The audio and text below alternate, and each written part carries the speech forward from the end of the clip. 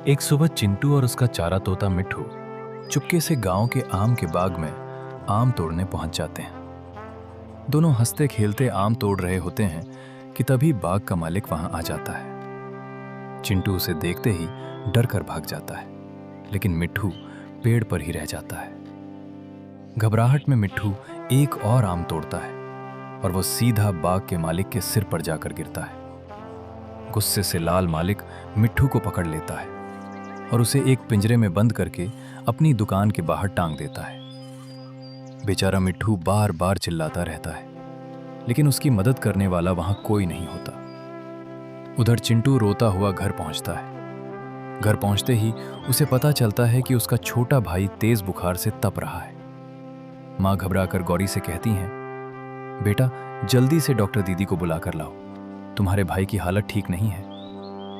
गौरी बिना एक पल गवाए अपनी साइकिल उठाती है और तेजी से डॉक्टर के घर की ओर निकल पड़ती है, लेकिन रास्ते में अचानक उसकी साइकिल की हवा निकल जाती है। गौरी परेशान हो जाती है। तभी उसे पास में पंचर की दुकान दिखाई देती है। वो वहां से पंप लेकर खुद ही साइकिल में हवा भरती है और फिर तेज गौरी हांफते हुए डॉक्टर दीदी से अपने भाई की तबीयत के बारे में बताती है।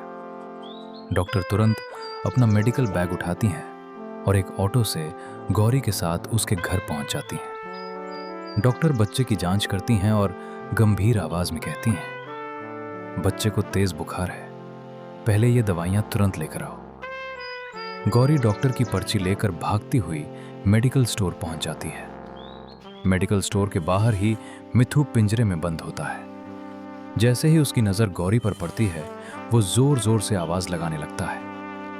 गौरी उसकी आवाज सुनकर चौंक जाती है और उसे पहचान लेती है। तभी अचानक पिंजरे का दरवाजा थोड़ा खुल जाता है।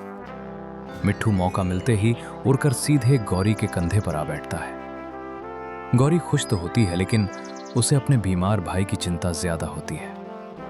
वो मिट्ठू को साथ लेकर दवाइयां लेकर तुरंत घर लौट आती है। घर पहुंचकर डॉक्टर बच्चे को दवा देती है, लेकिन कुछ देर बाद भी बच्चे की हालत में कोई सुधार नहीं होता। डॉक्टर का चेहरा गंभीर हो जाता है। वो कहती हैं, अब देर करना ठीक नहीं होगा, बच्चे को तुरंत शहर के बड़े अस्पताल ले जाना पड़ेगा।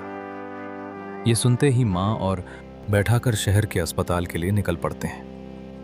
मिट्ठू भी गौरी के कंधे पर बैठा उनके साथ जाता है।